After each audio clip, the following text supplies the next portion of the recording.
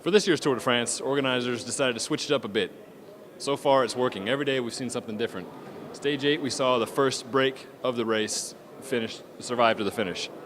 We just happened to have one certain American, TJ Van Garderen, in it. Yeah, it was a great ride by TJ today. Of course, we had the Portuguese rider Rui Costa win. He was, of course, the rider who's probably most famous for getting in the fight at the finish line last year with Carlos Barredo. Swinging a wheel at his head. Swinging a wheel. Yeah. And now he'll be famous for winning a tour stage, a huge boost for Movistar, who's had some problems, of course, with some their riders being banged up. They had Javier Tondo died in that horrible accident. And then we had Mauricio Soler, who just came today from Switzerland back to Spain after being in ICU for 3 weeks after his crash at the Tour de Suisse. So it's a big boost for those guys. But the real story, at least for Velo News, is TJ. You talked to him after the stage. Yeah, and he was just delighted. He's already seen the front end of the race, riding in the lead-out train for Mark Cavendish. Already got 2 wins for the team, but nothing like getting a breakaway in your first tour.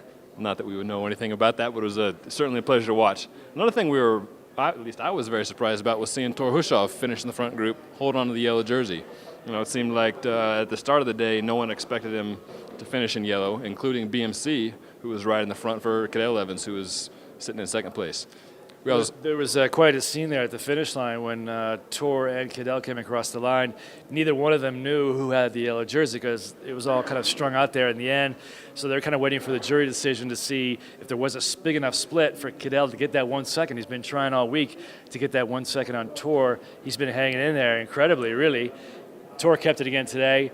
Cadel went back to the bus and said, well, I'm here to fight for the bigger picture, but they obviously wanted the yellow jersey today. It's just like a bonus for Garmin to get it one more day in the yellow jersey because, of course, tomorrow, I was talking to Bingen Fernandez, the Garmin sports director. He said that tomorrow is almost a rest day for their guys. They're not going to chase any breakaways. They're not going to ride to defend the yellow jersey. They weren't really there today. They were there, of course, to help their boys, Tommy D and VDV, who are still high in GC.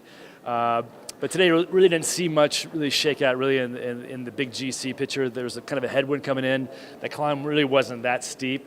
I think Contador tried to move. Schleck was on him. Evans tried to go. But really didn't see any really shakeups. In fact, I don't think we can really tell who is the strongest rider yet in this tour because there has not been a big test. 24 guys finished in the front group, but all the favorites were in there. Contador, to me, I saw his left shoulder dipping some. I don't know if that's a sign of weakness or what, but yeah, certainly no explosive fireworks thus far. And in the meantime, Garmin just got one more line to put in the front of the bus headed into the rest day on Monday. Check back soon for everything and anything from the Tour de France on VeloNews.com.